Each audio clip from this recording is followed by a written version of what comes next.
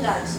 São os primeiros animais a apresentarem cavidade digestiva no corpo, que apresentam simetria radial, que são os tecidos verdadeiros, mas que não chegam a formar órgãos.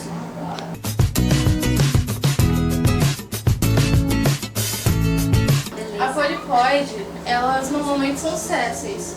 Elas não conseguem se locomover porque os tentáculos são para cima. Então ela não tem muito como se locomover. Já a medusa, como ela tem os tentáculos para baixo, ela consegue se mover contraindo os músculos e lançando um jato de água.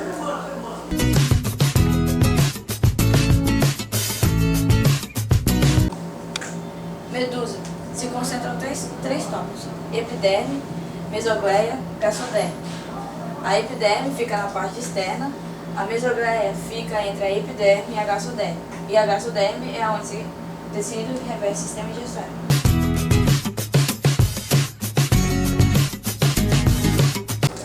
Em muitas espécies, a reprodução assexuada acontece por brotamento. As células se unem, formando assim um novo ser. Eles podem sair e ter vida própria, ou eles podem permanecer, formando uma colônia.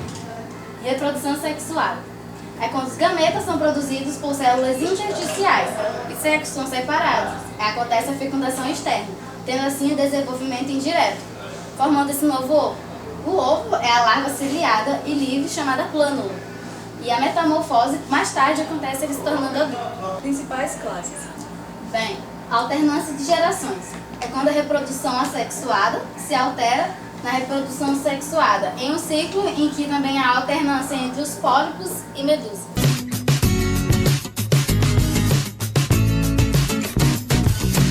Hidrozoários, cifozoários, antozoários e cubozoários, sendo que hidrozoários é a classe das hidras e caravelas. Possuem cerca de 3.000 espécies conhecidas e as hidras são as mais conhecidas. Vivem em água doce e em água salgada. A reprodução pode ser sexuada ou assexuada. A assexuada ocorre por brotamento lateral. Cifozoários, a classe das águas vivas. Eles possuem cerca de 200 espécies conhecidas, a grande maioria é composta por medusa e há grande variedade tanto no tamanho quanto na morfologia. A fecundação é interna ou externa, ou seja, dentro ou fora do corpo. A reprodução é por alternância de geração. Vivem tanto em água quente quanto em águas extremamente geladas. E a alimentação são filtradoras quando filtram o alimento do mar e predadoras quando elas capturam o alimento do mar, que são os animais marinhos. Antozoários, a classe das anêmonas e dos corais. Só há pólipos e a organização deles são mais complexa do que nas outras três classes. As anêmonas são solitárias com reprodução por brotamento ou fragmentação e também reprodução assexuada. E os corais têm menos pólipos que as anêmonas e são coloniais. E a reprodução é por brotamento e os poros e os brotos não se separam. Cubozoários, por exemplo, a vespa do mar Pacífico. 20 espécies, sendo que 4 são registradas em costas brasileiras. Elas vivem em mares tropicais e temperados, predominantemente o Oceano Pacífico. Reprodução sexuada sem estróbilo e geralmente elas vivem sozinhas. A morfologia delas é composta por uma umbela em formação cúbica ou quadrada. E uma curiosidade é que elas podem matar. Uma só pode matar 60 adultos em 3 minutos.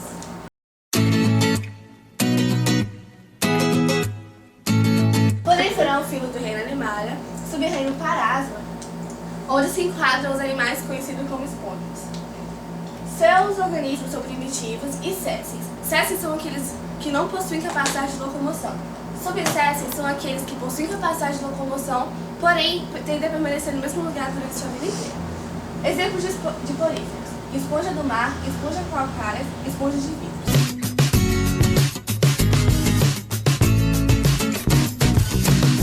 Eles não possuem sistema, eles se encontram presos nas rochas e eles são aquáticos. Sua alimentação é através dos poros, na qual a água que contém o plâncton chega nos poros e ele penetra. Ok. Aí nele também contém o oxigênio. Aí a sua reprodução pode ser assexuada ou sexuada. Na assexuada pode ser por fragmentação, regeneração e brotamento.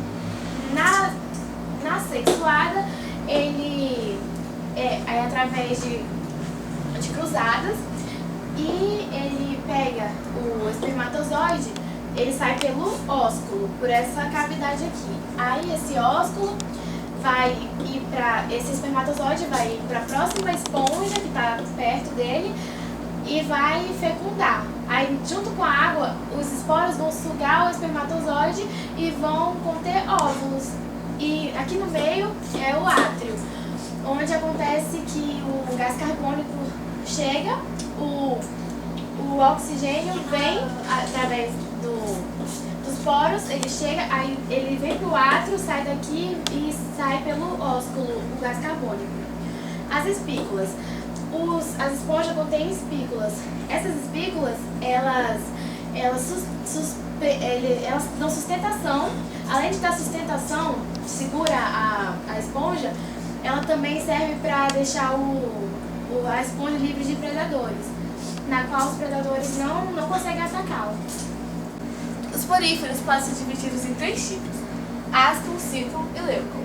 O asco tem uma forma semelhante de um cilindro e tem uma abertura na extremidade superior que se chama ósculo. Já na inferior se chama espongiocela, que são formadas por cloanócitos que possuem flagelos, que eles são responsáveis por tirar a água, movimentar a água e também são responsáveis pela digestão. Já o ciclo possui uma camada mais espessa, uma esponja é mais complexa, né? Já aqui possui essas fendas que são responsáveis por movimentar a água, e a água vai passar pelos poros e vai entrar nos canais aferentes e depois vai passar pelo canal radial, vai passar pela espongiocela e vai sair pelo ósculo. Já o leucon é o último e mais complexo de todos os tipos de esponjas. Ele possui fendas pela qual passa a água e ocorre quase todos os mesmos tipos de movimento da água que ocorrem no asco e no ciclo.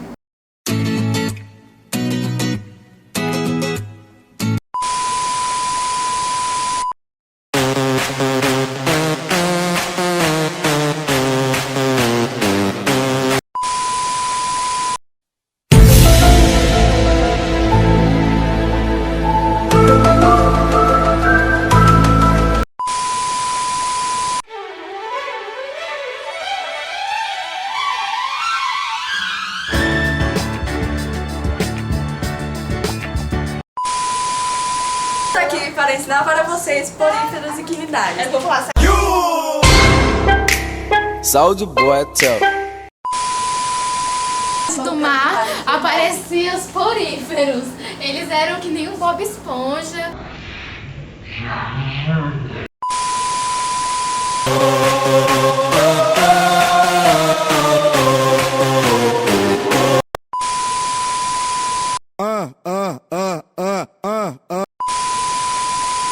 O leucon é aquela pessoa que desistiu da vida.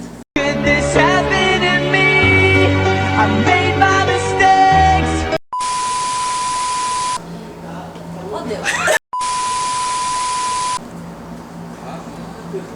É do segurar.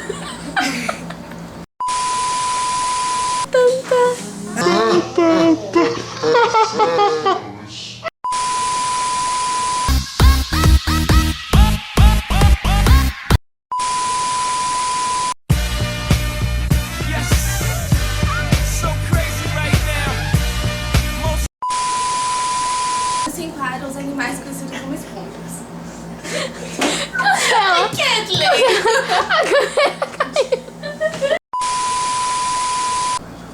Aqui podemos ver o animal e seu habitat natural. Ele é muito